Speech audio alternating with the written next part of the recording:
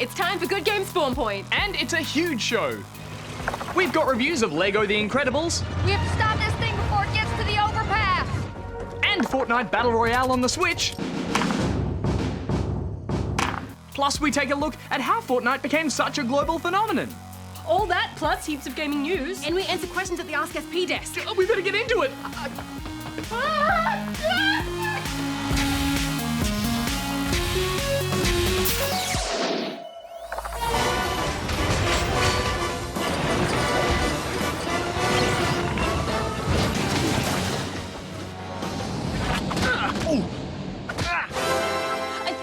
We all know the Lego formula backwards. A cool cast of colourful characters smashing absolutely everything, and then using the pieces to build their way to victory through a series of puzzles and punch-ups. The story campaign here picks up right at the beginning of The Incredibles 2.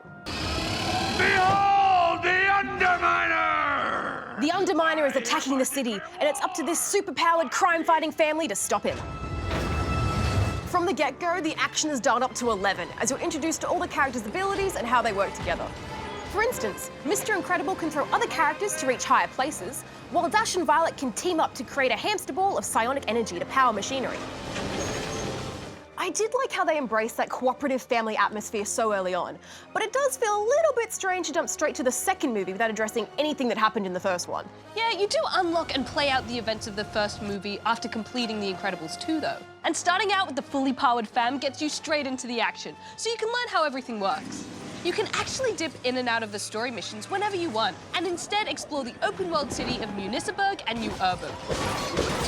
Here, when you're not on the hunt for Incredibreaks, you'll get to flex your powers tackling criminal masterminds both new and old. Bomb! Fire! In what are called crime waves. These take place in districts all over the map, and will see you taking out baddies in the way Lego does it best. Endless smashing. This ice cream is property. As much as I love making it rain shiny studs, I found that what you can do in the open world got a bit samey after a while. Yeah, I got bored pretty quickly, particularly with the crime waves. Mostly because the only real reward you get for completing these missions is unlocking new characters. There are over 100 to collect, with a lot of familiar faces from the Pixar universe, each with their own special skills that you can also take advantage of in the story missions. But you will have to have played a mission once already before you can go back and use those other characters in it. That can come in handy if you're determined to find all the mini-kits and other collectibles, as sometimes you need powers the family doesn't have to reach them. But I think it's a little bit cheeky of the game to say that the same character in a different outfit counts as a whole separate unlockable character. Yeah, my thoughts exactly. Hi, my superhero name is Boyd. There's nothing worse than thinking you're getting a new hero, only to discover it's just Mr. Incredible in his sports getup. Getting to make your own hero with Edna Mode was a pretty cool addition, though.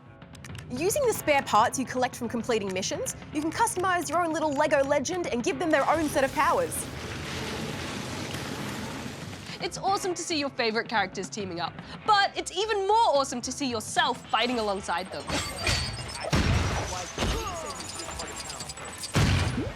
Couch Co-op is back, so a buddy can drop in and out if you want an extra set of eyes or fists on the scene, but it can just as easily be played in solo because there's not a lot of challenge here. The puzzles are pretty basic, and you can always rely on that age-old Lego formula of break everything until something happens if you're unsure of what to do. That is true, but honestly I didn't mind so much. There's enough fun in the combat as you switch between core characters to keep things interesting.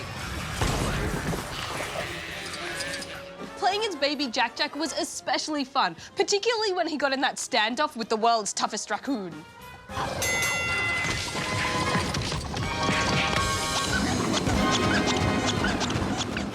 I actually think they did a great job of showing off the Incredibles' varied superpowers. From Elastigirl's stretch Elastigirl!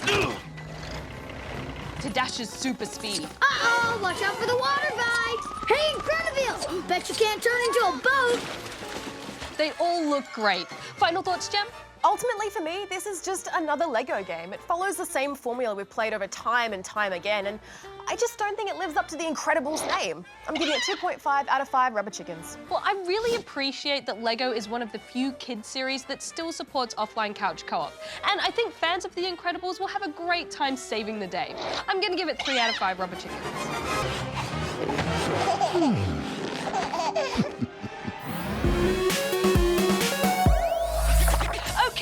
time for the scoop. And I am hungry for some gaming headlines. First up, the annual charity speedrunning marathon, Summer Games Done Quick, zoomed on by recently. More than 150 games were run, including Cuphead, Celeste, and Getting Over It. Donations reached over $2 million and will go to Doctors Without Borders, or Médecins Sans Frontières, if you're fancy, or from French Perth. Who says slow and steady wins the race? Oh, and speaking of gaming for good, the Games for Change Festival also took place last weekend in New York. Celebrating its 15th year, the festival explores how games can have a social impact, complete with an awards ceremony recognizing games like Tree, a VR experience that puts you in the shoes or trunk of an actual tree. The event also ran talks on topics like eco-gaming, creating friendly online communities, and education and games. Very thought-provoking. Moving on, and Minecraft aims to make a difference to real-world oceans with their Coral Crafters project. In-game designs were turned into real-life underwater sculptures made from bio-rock technology to help restore coral growth. Minecraft also issued the challenge to its players to place 10 million coral blocks underwater, resulting in the donation of $100,000 to the Nature Conservancy. Now that's a real-life aquatic update. Good job, gamers. And finally, the Xbox Kinect technology is being used in a trial program in the UK to help elderly people live safely at home. It's hoped that when installed, the motion tracking technology of the Kinect, in conjunction with artificial intelligence, could help to detect falls and raise the alarm in the event of an incident. Good to know the Kinect might get a second wind of usefulness. And now for the extra scoop. This week, Spirited Away in Minecraft. Alan Becker has recreated the world of the film to scale in blocky Minecraft glory.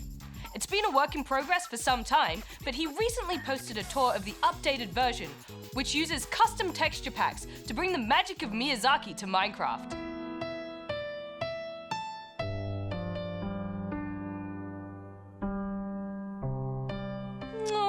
And if you've got an extra scoop you'd like us to know about, send it here. I know I said I was hungry for headlines earlier, but I'm actually hungry for food now. Are you gonna eat that?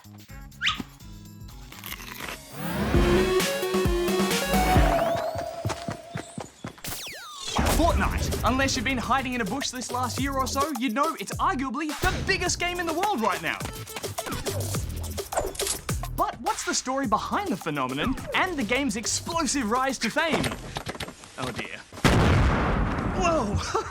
Fortnite was announced way back in 2011 and was pitched as a sort of cooperative Minecraft meets Plants vs Zombies, where you and your friends would scavenge resources to build forts and survive waves of monsters.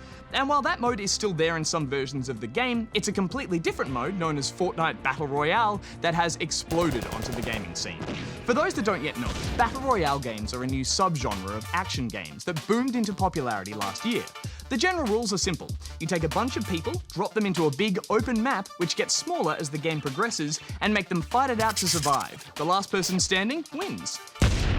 In mid-2017, Epic Games, the developers behind Fortnite, set a small team aside to see if they could create their own Battle Royale mode. And just 2 short months later, they'd done it and released it for free.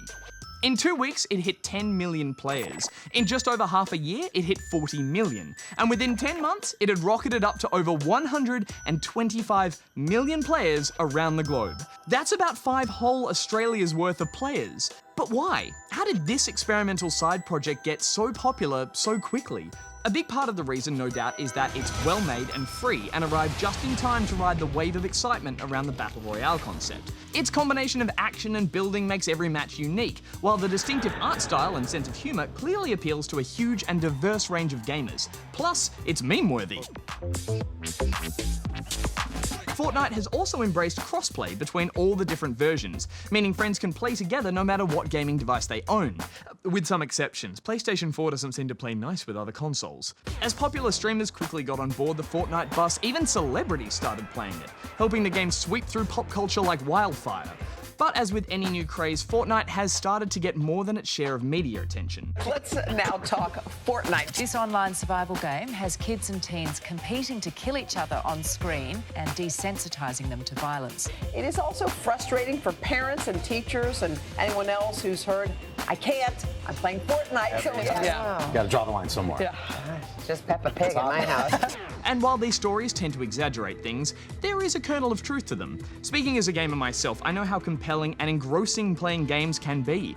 It can be easy to lose track of time, and it's hard to tear yourself away when you're having fun.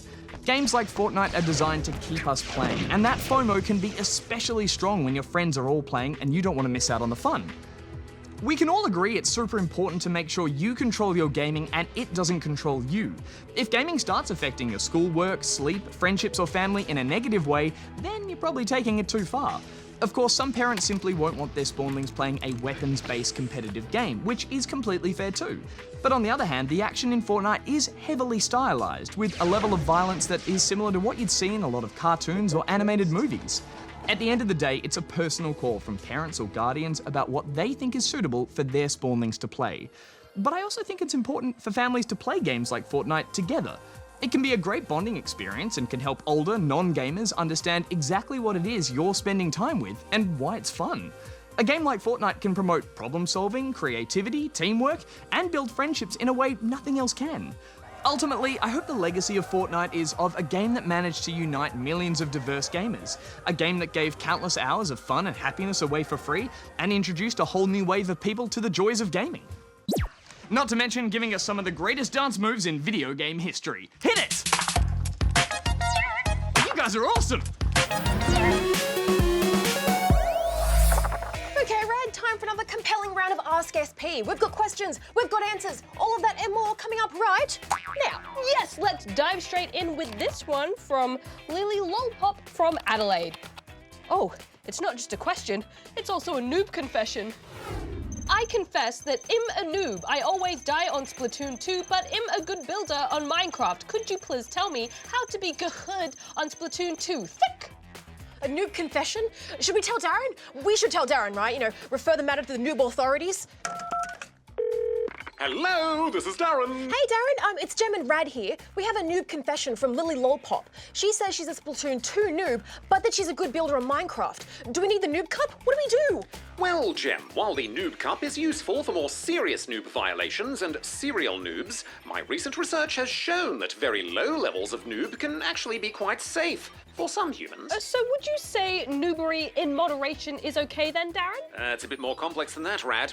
Lily Lolpop admits she is a Splatoon 2 noob, but she's a Minecraft pro, so there is some level of balance there. Oh, let me show you some very enlightening charts and graphs showing trends and correlations. Oh, that's in all really great, manner of Darren. Thank you, quantitative but and we qualitative- actually need to go. Goodbye. Oh, all right. Bye. Bye. Bye.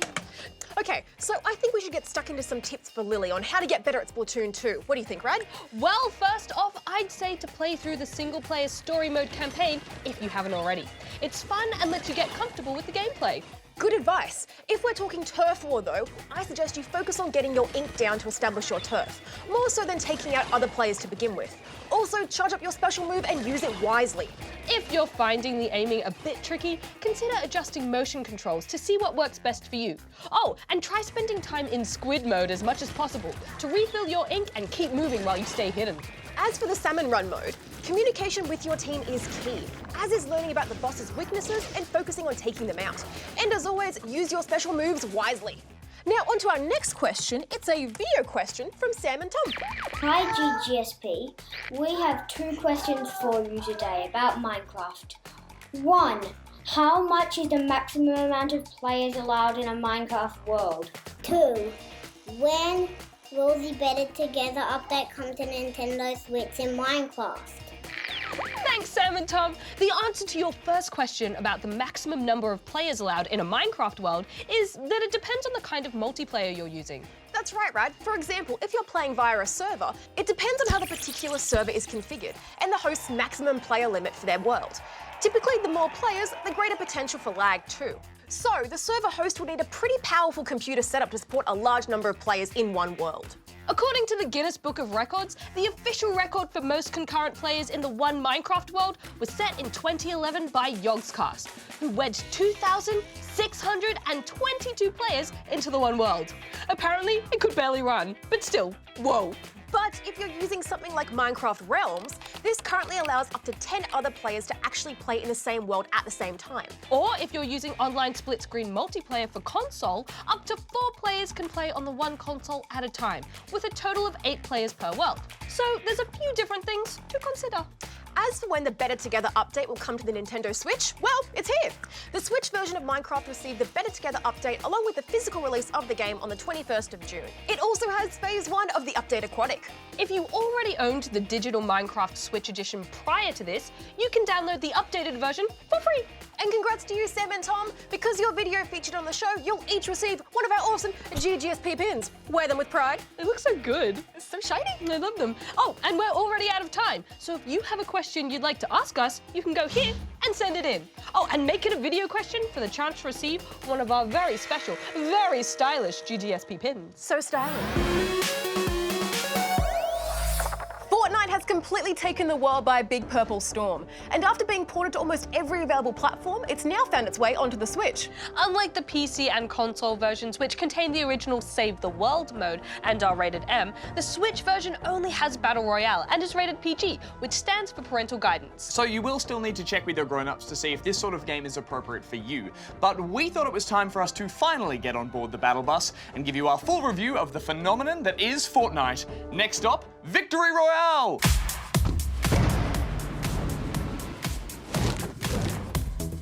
What's inside? Whoa, red fun rocket, whoa! Well, we'd all like purple guns. Thanks for your bricks. Ah, no. You don't have a gun! She's coming to me! Got it. Fortnite Battle Royale is a third-person online shooter that sees up to 100 players skydive onto a single island, armed only with a pickaxe and their survival instincts. Once on the ground, you'll need to scavenge for weapons and demolish the environment to gather resources for building, all while staying within an ever-shrinking circle of safety that pushes everyone closer together until just one person or team is left standing. It's a simple idea that, as many have discovered, has almost infinite replayability. And this is thanks to the amount of variables that work in any one round. Item placement and drops are randomized, the storm closes in on a different area each time, and you've got 99 other players all running around trying to make it to number 1. It's a recipe for total chaos and maximum fun. Before literally diving into a match, you can choose to play either solo, in a duo, a squad of up to 3 other players, or limited time special modes like squads of 20 or 50 that transform the game from small skirmishes into full-blown battlefields. Whichever mode you do pick will influence the way you play, and obviously everyone will have a preference. I always like jumping in with a small team, as this gives you the ability to revive downed teammates or be revived yourself. This gives you a much better chance of lasting longer in each round. Yeah, I agree. Having a few more sets of eyes to watch out for trouble always makes me feel so much more confident as I run around and scramble for gear. Well, guys, I'm all about going solo. It just raises the tension and excitement knowing that when you are down, that is it. It can be frustrating when someone gets the jump on you, but with no one else to blame but yourself, it really helps you get better at the game quickly. Which you'll need to do if you want to compete with some very dedicated Fortnite fanatics. Yeah, there are some really good players out there, and getting to know the game's many ins and outs is vital if you want to claim a victory royale. Without there being any real guide or tutorial in the game, you're going to have to learn most of these lessons by making mistakes. Come on, little fella, come on. There we go. It's tough going if this is your first time playing Fortnite, or any Battle Royale game for that matter. Things like knowing where is best to drop on the map, the range and accuracy of different weapons, what items do what, it can all take longer than expected because every round is so fast-paced and everyone is always in it to win it. Fortunately, you'll always be earning XP by simply surviving, so it never feels overly punishing. Yeah, unless you get taken out first. But it is nice that there's always more going on than just the combat, which is what I think sets Fortnite apart from similar games. There are collectibles to discover, tons of challenges to complete, and the most unique and celebrated feature of the game, the ability to build structures on the fly as you fight your way around the island. Now, crafting in games is nothing new, but when you combine it with the high level of competition in a battle royale, it takes on a whole new meaning. Don't put it on. Oh, no! Learning to juggle combat with construction isn't exactly a skill that comes naturally, to me anyway, but it does open up some rather unique tactics, so it's totally worth getting good. Mining resources with your pickaxe will earn you either wood, brick or metal, which can be used to build platforms, walls and staircases of varying strength. And while you might feel the urge to build a box and simply hide in it, using these tools in the right situation can quickly turn the tide in almost any fight. Stairs give you instant elevation over your opponents. Platforms can make traversing gaps and rooftops a breeze. And walls make for quick cover, especially if you find yourself stuck out in the open. But it's once you start combining them all together that you'll see just how crucial the building is to make it to that final circle. I did find that once it got down to those last few players, the building becomes quite chaotic, which can work to your advantage. But more often than not, it leads to a messy finish, which can be super disappointing. There is also a lot to keep in mind when building. For instance, mining for resources makes a heap of noise. Is that you guys clanging around? Keep it down! Building large forts can draw other players to you, or show where you've already been. It's a tricky mechanic to master. Still, watching structures materialize around the map as the game progresses is such a thrill, and I was constantly surprised at how different every round felt thanks to this feature. Replayability is certainly the name of the game in Fortnite. And with that in mind, we should probably talk about the rewards and leveling system here. Being a free game, there is of course going to be ways to spend real money too. Fortunately, it's safe to say that at the time of the review, everything that can be bought or earned in the game is purely cosmetic, meaning it's just for show and won't affect any player stats on the battlefield itself. Which is great news. However, Fortnite does employ a rather unique, even confusing reward system. Leveling up and completing challenges earns you battle stars, which unlock tiers that reset each season. Each of these tiers contain rewards like sprays, dances, outfits, and even XP boosts. The real money stuff comes in the form of V-Bucks that can be bought and exchanged for items outright in the store, or to buy a gold battle pass, which opens a unique set of tiers with tons more rewards. It is a bit of a tease to see what you've unlocked but can't access unless you pay. By comparison, the free pass is practically empty, with rewards stopping halfway up the season. And keep in mind, if you do buy a battle pass, it's only for that season. I have to say at first I was super skeptical, but when I compared it to things like randomized loot boxes, timers and locked off paywalls used in other free-to-play games, this system's not too bad. There is of course gear that can only be unlocked with a battle pass, but I liked that you could see that gear before you coughed up any real money. And another positive aspect to the timed seasons is the ongoing support and additional content. Already, we've seen a whole section of the map turn to rubble after being struck by a mysterious meteorite. And they're always adding new items, like the shopping trolley, Heidi Bush, and my personal favorite, the Boogie Bomb.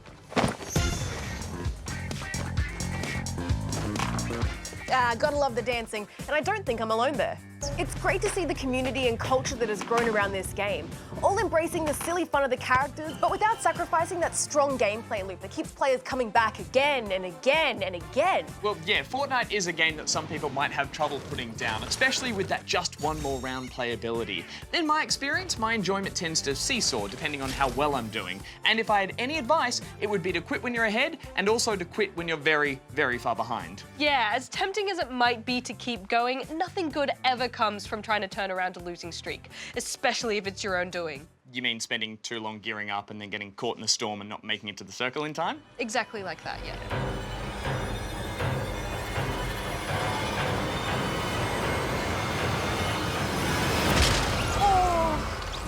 We should also point out, in terms of that addictive gameplay loop, that for a lot of families, it's more about the amount of screen time you're spending playing the game that can become the problem, more than the actual game itself. So keep a handle on your play sessions and keep everyone happy. But we should probably wrap this up. Final scores, guys? I'm super stoked to see a free-to-play battle royale game that gives spawnlings really developed gameplay mechanics. The crafting adds an extra layer of skill and strategy to the mix, and it's just fun competitive play. I'm gonna give it 4.5 out of 5 rubber chickens. I can absolutely see why Fortnite has the following that it does. While I did struggle a bit with the crafting side of things, the intense firefights and the nail-biting tension that comes with every encounter had me coming back for more. It's 4.5 from me. Fortnite is like a science lab distilled what it is we love about competitive gaming, combining fast twitch reflexes with quick thinking resourcefulness and creative crafting, all wrapped up in a fun, replayable and free game. I had a blast as well, and I'm also giving it 4.5 out of 5 rubber chickens.